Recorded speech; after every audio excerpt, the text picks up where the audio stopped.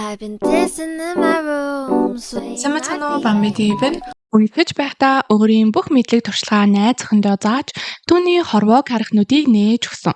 Одоо хоёул өндөр зэрэглэлийн PR мэргэжилтнүүд болсон. Салаад 5 жил болоод таарахад өмнөх хайрыг дахин асаах болов. Аль эсвэл хуучин сэтгэлийн шарахыг сөхөх болов. Ингээд кинонд орцгоё. 2020 онд Joe Ziche, Jia Sui PR-д 3-ын дүрм гэж байдаг. Олон нийтэд мэдээ тарахад олон нийтийн хүлээж авах байдал нь эхний 3 бичвэр, эхний 3 сэтгэлдлүүдээс бий болдог.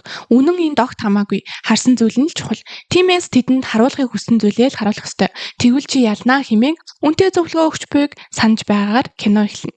Гэтэл манай хоёр одоо дэгдэж буй Ван Ахуайн эцэг өнгөрч компаниа өв залгамжлан авах гэтэл хууль бус 3 хүүхэд гарч ирээд компанийг булаацалж буй хэрэг дээр өрсөлдөхөөр болсон байдаг.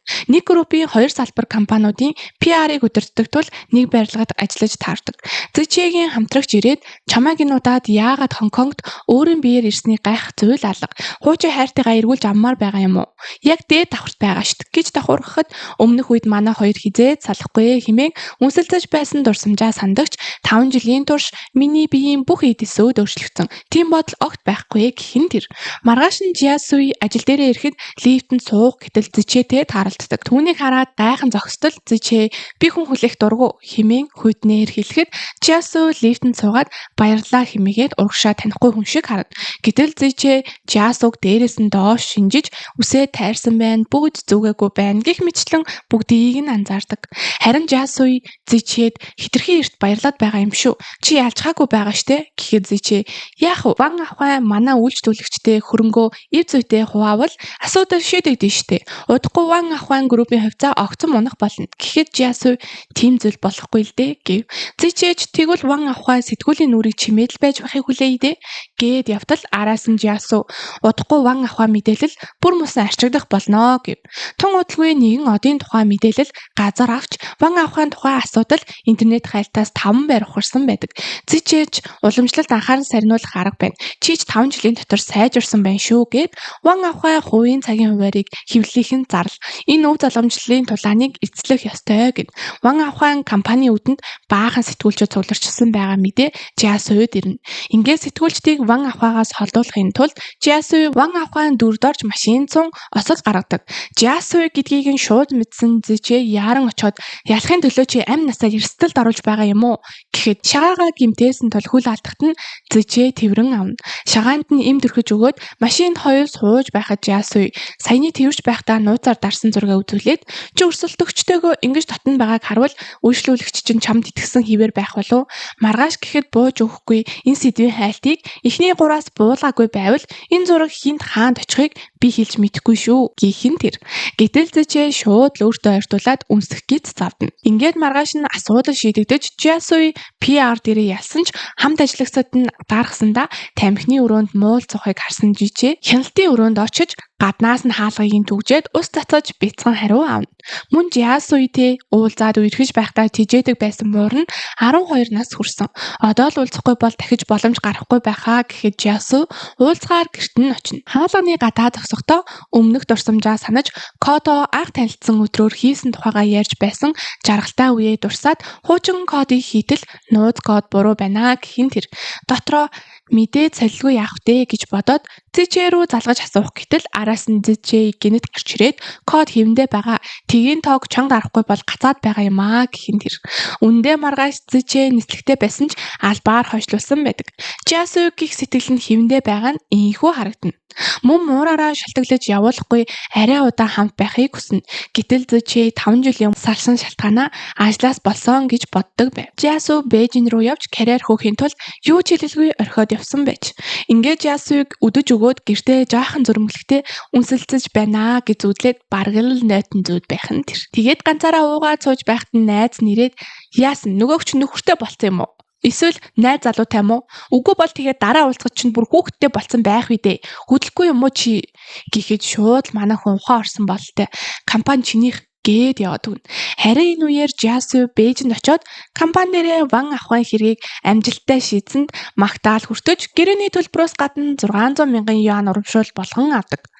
Гэтэл нөгөө Хонконг тамхины өрөөнд Жиасуг муулаад атаархаа сууж байсангаар Бээжин дэх салбарт би томилогдсон сайхан өрсөлдөй л доо өнтер гिचгсэн ирсэн байх нь тэр. Тэгснэ яахаараа Си зэрэглийн нэгмөө төслийг шийдсэн гээд 600 мянгыг өгдөг юмч гэх шиг. Харин захирал нь Хонконгд нэгэн PR-ын төсөл байна. Хуйчэ группийнх Пан захирал хариуцаж байгаа. За энийг шийдчих юм бол эр хичээл дэд ерөнхийлөгчийн суудал чинийх шүү гэв. Ингээд Жиасу төрсөн нутаг руугаа явж ээж дээрээ иртэл эсрэг хаалганы хүмүүс орцондоо баахан тогшлоо өрчгсөн. Ээжийнх нь өөдөөс бид юугаа тавих нь бидний дур энтер гээд бөөн хэрүүл болж байв. Жиасу шууд очиод нас барсан өвөөгийнхөө зургийг гаргаж ирээд бид ч бас өөрсдийнхөө зүйлээ тавина. Өвөгийн зургийг энд тавилаа. Шүн өөрийн биеэр танаад очих байлгүй. Хурдын навчнуудаа зайлуулаач гээд ойрлоход нөгөө хоёр цаачаа аашмууд ирчихлээ гэсээр гэрлүүгээ орно. Жиасу ч ээжигээ ингэж байхаар Бээжин над дээр нүгээд ирэлдээ гэхэд ээж нь энэ олон жил аав чинь хүнд өвдөж их хэмжээний өрөнд орсон. Чи энэ бүхнийг түлхэх гэж их зүдэрлээ. Дахиж чамд төвөг удахгүй. Эндээ би амьдраад болоод л байна гэв. Үүнийг сонсоход Жиасу гэр бүлийнхээ санхүүгийн дарамтаас гарах гэж Бээжинд олцсон боломжийг шүүрж авахын тулд Зичигээ салсан юм болов уу? Ингээд Жиасу Хуйчэ группийн PR-ын төслийг авахын тулд сонгон шалралтанд байв. Гэтэл бараг бүх PR-ын компаниуд өрсөлдөхөөр ирсэн нь харагдана. Аргачлгүй биз дээ. Гэрээг нь авахд л орлого нь нэг шөнийн дотор 2 дахин нэмэгдэнэ. Ийм шагналын төлөө ирэхгүй гээд яах билээ? Туслах нь та санаа зовлтгүй. Пан захирлын талаар би бүх мэдээллийг цуглуулчихсан гэв. Энэ үеэр Зичэ гаднаас орж ирэхэд бүгд үнэхээр чанга шүүгчтэй байх юм байна хэмээн айн. Жиасу энэ төсөл заавал биднийх болох ёстой хэмээн саналаа танилцуулна. Зичэ унгаах гэж хэцүү асуулт асуусан ч түүхгүй хариулаад гарна. Жиасуч би Пан захирлыг энэ төслийг хариуцж байгаа гэж бодсон юмсан. Та яагаад Бээжинд ирэх болсон юм? Гинтийн байлаа шүү. Гэхэд Зичи энэ төслийг аммаар байвал санаачлагтай байх хэрэгтэй. Би дөнгөж Бээжинд ирсэн болохоор хаагуур явахаа мэдэхгүй байна.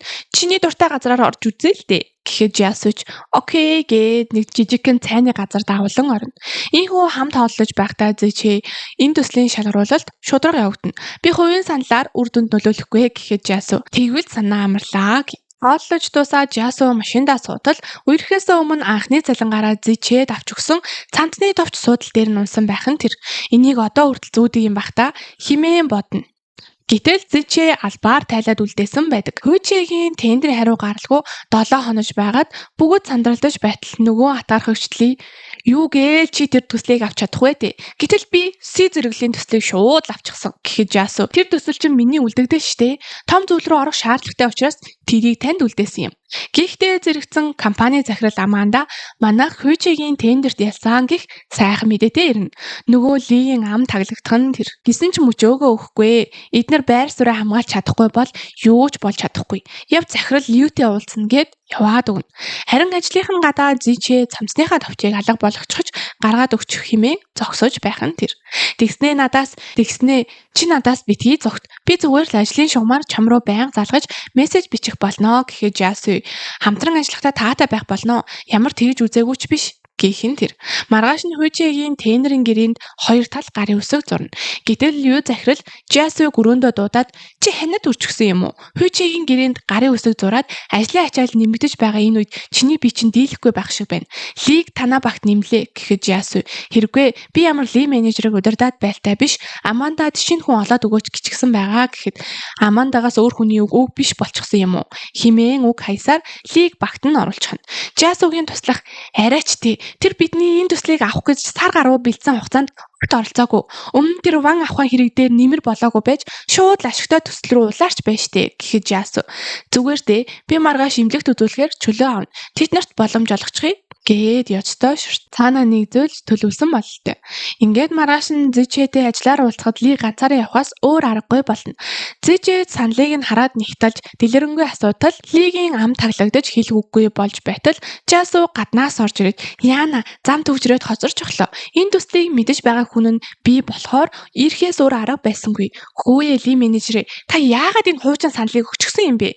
Тэгэхэр чин Жоо захирал гайхах нь аргагүй штэ. Энэ бидний жинхэнэ санал гээд өгөхөд Зичэ шууд компанийн том захирал Стефен руу залгаад би зөвхөн Аманда Жиасу хоёрын чадварт итгэж энэ төслийг танаад өгсөн. Гэтэл юун чадваргүй Лиг гэх хүн явуулаад энэ нь утгагүй юм яриа сууж байдаг юм бэ гэхэд шууд том захирал нь уушлаарай би зохицуулъя гээд Лиг баруун бүс рүү томилж тушаалыг нь бууруулж хөөхөн тэр. Жиасу Зичэгээс Таныг ашиглан хамтрагчаа зайлуулсанд уучлаарай гэхэд энийг чи хийхгүй юм бол миний юм заасны хэрэг гарахгүй штэ гэв. Маргааш нь Лей группийн шин зочид буудлын нээлтийн ёслол эхэлнэ. Чон Лей гих Лей группийн өв залгамжлагч эмэгтэй Зичэйтэй дотн ярилцаж байхыг хараад нөгөө эмэгтэй байх шив гэд дотроо манай хүн нууцхан харднаа бас. Ингээд нээлтийн ёслол болж үг хэлэх гэтэл Лей дээрээс том спикер унах гэж байхад нь Жасу хараад түүнийг түлхэж өөрөө зохиулах гэтэл араас нь Зичэй ирж тэрвээ зохиулна. Гурвалжин дөрвөлжин юм. Лей шахны торс авчираад чиний салсан найз эмэгтэй чи юм уу? Ойлголоо гэхэд Зичэй чи хурдан яваа. Би буруугаар ойлгодмааргүй байна гэхэд чи бүсгүүчүүдийг мэдэхгүй байна. Эхлээд уурлана. Дараа нь өөрийнхөө сэтгэлийг ойлгодог юм гэхдээ зэрэгцээд Жасууш бас тос барьчихсан ирээд манай хоёрыг харангуйтаа шууд буцаад явах гэтэл Зичэй гэртээ татаж оруулаад Лей бол миний их сургуулийн ангийн найз, бизнесийн хамтрагч өөр зүйл байхгүй гэв. Тэгснээ чи үйлчлүүлэгчээ сайн аварсан. Харин би чамайг аварч гэмтсэн болохоор зүгээр болтол чи намайг асрах болж дээ гэх нь тэр. Лей өөрийг нь аварсны хариу болгож Шаоюн группийн үүсгэн байгуулагч Жун Таотай танилцуулж хоол эзэтгэв. Үүний дараа чи яаж Жоу Зичэйгийн туслах болсон юм бэ гэж асуухад өмнөх үед Жасуйг нэгэн одын PR-ыг хэрхэн хийх вэ хэмээн гашилт суухт нь нэг арга зааж өгсөн ч түүнийг Зичэй хуурсан байдаг. Мөн Жасу тэр үед муурны асрамжийн газрын сайн дур ажил хийдэг байсан бөгөөд өрчлүүлсэн муураа ирэхээр нэгэн айлд очтол тэр нь Жоу Зичэйгийнх байж таарна. Тэгээд муурыг хэрхэн асууж буй асуумжийг бүглэж байхдаа зан ааш гэдэг дээр нь асуудалтай. Тодруулах шаардлагатай гэснээ та намайг туслахаа болгочвол би танд 200 оноо нэмье. Өмнөх хэрэг дээр би задлан шинжилгээ хийсэн. Танаас суралцмаар байна гэсэн байдаг. Ингээд гарч ирэхэд нь бас л Зичэй ирчихсэн чи надад хэрэгтэй байна гэд дагуулад явна.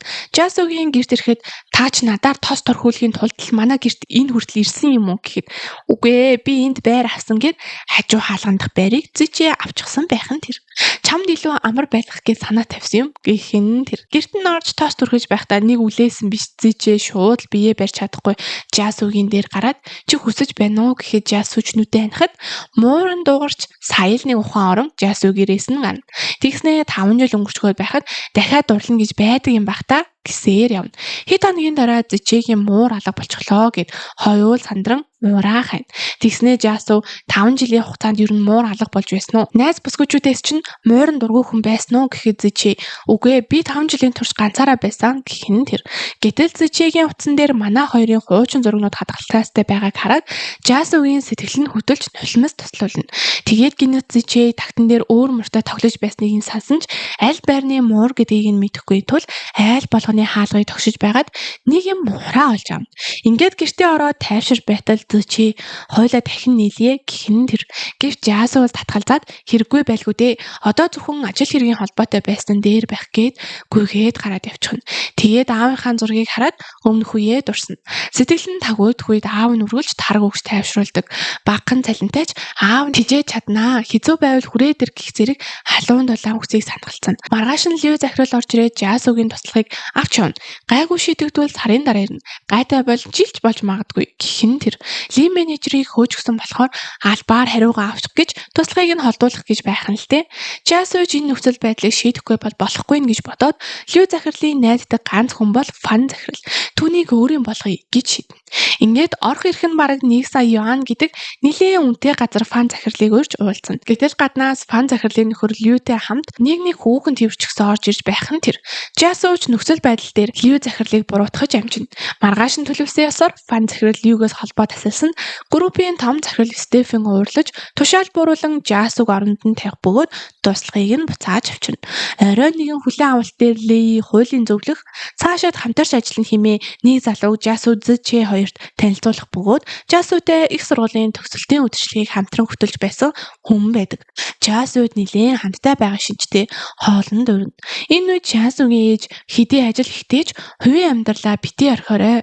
Араас талсан найз залуугаа мартаж чадахгүй байгаа юм уу гэхэд Жасу үгүй ээ гэд өнгөрсөн бүхнийг орхиод ураг шарах хэрэгтэй юм байна гэж шийдэн нөгөө залууг жүжиг үзье гэхтэн зөвшөөрнө. Гэтэл зөв Зичэй бага насндаа гадуурхагдж хинч өөрийнх нь тал зогсдгүй байсан байтал анхудаа Жасу өөрийг нь өмгөөлж өргөлж таны тал зогсноо гэсэнд сэтгэл нь ихэд хөдөлж эргэлт буцалтгүй дурлаж байсан байв. Тэр л халуун дулаан сэтгэлийг мэдэрсэн учраас Жасуг огт огт явуулж чадахгүй байгаа учраас жүжигээс гараад ирэхэд нь шууд шүхэр барьж очоод би хөргөж өгнө гэд явах гэтэл нөгөө залуу бит хоёр өөр төлөвлөгөөтэй байгаа. Та авч явах хэрэггүй л дээ гэв. Гисэн ч Жасу болзоогоо туцлаад Зичэдээ үлдэж ярилцахаар шийднэ. Зичээ яагаад надад боломж олохгүй мөртлөө өөр хүнд олгоод байгаа юм бэ гэхэд чи л биш бол хинч байж болно. 5 жилийн өмнө аав минь сэхийн амьдруулах тасагт байхад чи хамгийн их хэрэгтэй байсан. Хэрвээ чи юу гэлээ? Маш чухал ажилтай байна гэсэн. Аав нь өнгөрөхдөө хэлсэн хамгийн сүүлчийн үг бол өөрийгөө хайрладаг, ажлаасаа ч чамайг дээгүүр тавьдаг хүнийг олоорой гэж хэлсэн. Тэр үг зүрхийг минь зүсэж миний хүнд хэцүү байх цаг үед чи байгаагүй. Чамд ажилчин чухал. Өнгөрсөн 5 жилийн хугацаанд би хэрхэн ганцаараа байхыг сурсан. Ганцаараа байж болоод л байна. Чааштай ч тийм байна. Би эргэж харахгүй гэд гэртээ орно. Тэр үеэс хойш тааралдгаа болж бүх зүйл хэвэндээ орсон. Нэг өдөр ажиллаа хийгээд сууж байхад эмнэлгээс ээжийнх нь бие муудлаа хэмээн дуудана.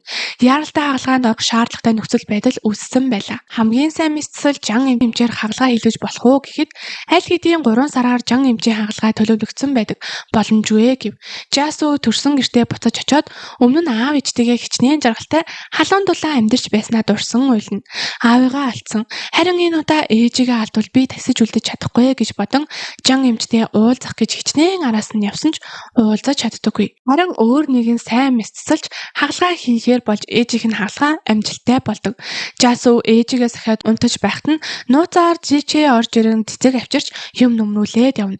Гэтэл гинэт Жасугийн утсан дуудлага ирж Бээжин рүү 20 хоног яралтай ажиллаар явхаар болно. Ле группийн чочил буудалд 20,000 хүлээн авалт болсон ба зочид хордлого авсан. Тэр дунд нь жирэмсэн эмэгтэй байсан бөгөөд хар гэрэх нь хэвлэл мэдээлэлд хандсан байв. Гэтэл Легийн аваг авах өв залгамжлыг булаахын тулд зохион байгуулалтаа ийм хэрэг үүсгэсэн байдаг.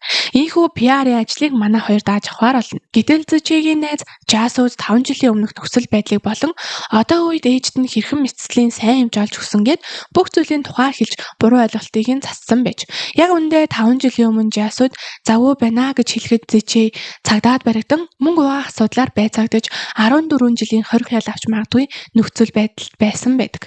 Мөн их хэмжээний мөнгөний асуудал учир батлан даалтаар суллахгүй. Бүх зүйлсийг нь аваад явсан учир Жасугийн дуудлагыг аваагүй. Дараа нь өмгөөлөгч нь ирж 3 саяын барьцаа байршуулан батлан даалтаар гаргасан ч хилээр гарах эрхийг нь хааж 7 хоног бүр цагдаагийн газар ирэх ёстой гэх шаардлага тавьсан байдаг. Ингээд хоёр талд ердөө буруу ойлголтоос болж салсан байж шүү дээ.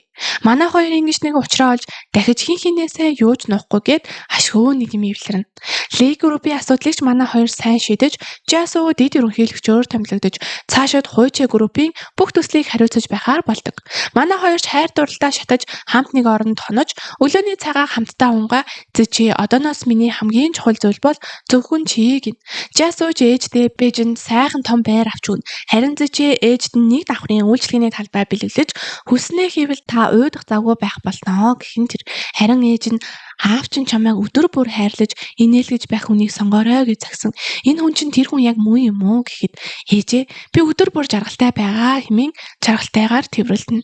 Шагнал гардуулах ёслолд оны шилдэг PR компаниар Зичээгийн компани шалгарах ба харин оны шилдэг PR мэргэжилтнэр Жасу салгарч карьерийн оргилдоо хүрнэ. Ийхүү аз жаргалтайгаар киномен дуусна. Дараагийн хятад кино драма товчлыг цаг алдалгүй сонсохыг хүсвэл манай сувагт subscribe дараад онхоо хасаагаарай. Баяртай.